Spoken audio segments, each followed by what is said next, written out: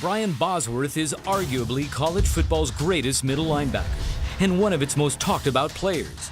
He thrived as both a hero and a villain while playing at Oklahoma. It was the internal fight between choosing the selfish road instead of the selfless road. I don't ever want to go back. There was nothing about in that place that was good. A place that energized an icon when 20-year-old Brian emerged as the Boz, a brash, flamboyant personality with a disposition and defiance that charged his on-field success. To me, the Boz is the monster on the field. That's how I identify with him. He is the alter ego of Brian. The Boz was my outlet where I could scream as loud as I wanted to and needed to. What fueled the on-field intensity? I was out of control inside. I was a cyclone, and I took all of my aggressiveness and my loneliness out on that field because I just had it all pent up, and I just wanted to let it explode on anybody that was around me. Physicality became his trademark. By his junior year, Brian was the face of Sooner football and winner of the first 2 Butkus Awards as the nation's top college linebacker. He remains the only player ever to have won the accolade more than once. Coach Switzer came and screamed in my ear, Brian Bosworth is the best college linebacker in the country. The defining moment for me, my coaching idol, to respect me on that level was something that I had worked for and dreamed about from the time I was 6 years old. Brian grew up spending childhood summers with his grandparents on an Oklahoma farm, in a town with an ironic name, given the Boz's brazen persona.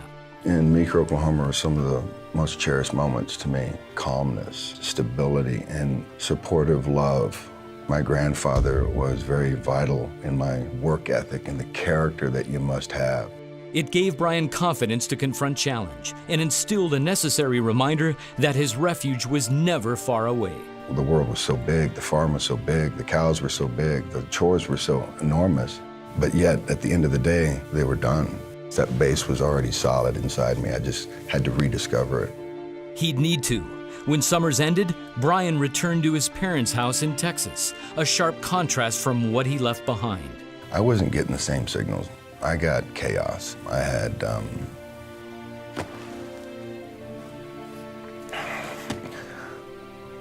my father just didn't have the tools.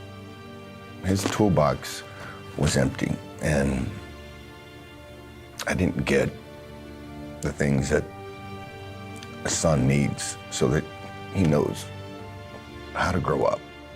And instead of a conversation, I get a beating, and punishment, but no love, no, I'm sorry. And I never got that from him. Turmoil followed to the field.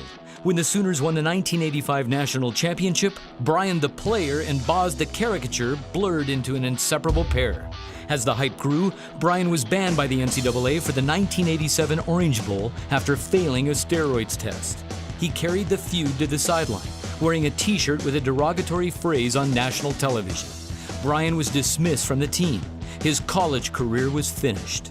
It was the biggest regret. It ruined everything that I had built, all the pride that I brought to Coach Switzer, and I stole their moment so that I could scream at somebody or an institution for what I felt was an injustice. And it was just the wrong place to do it. It was the wrong format. It was the wrong message to send. The most important window of my life, which was college football in Oklahoma, and I ruined my own party. Brian earned his degree and was selected by the Seattle Seahawks in the supplemental draft, signing the largest rookie contract at the time. He started in all 24 games he played before a shoulder injury forced him into early retirement. I wanted to run and die. I spent the entire decade of the 90s in just severe pain, and I was depressed. I didn't have any way of looking forward to tomorrow. So I just felt like I got nothing left and there's no reason to live.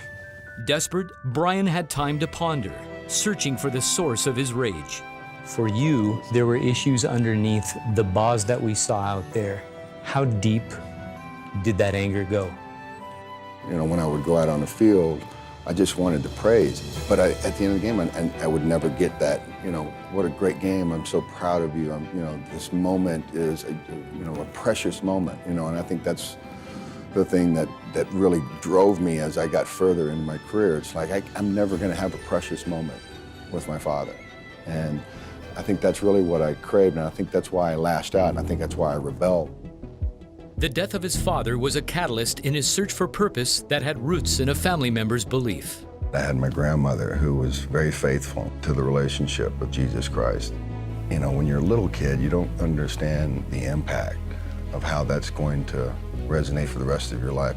All of my choices were keeping me from human love and from my father's love.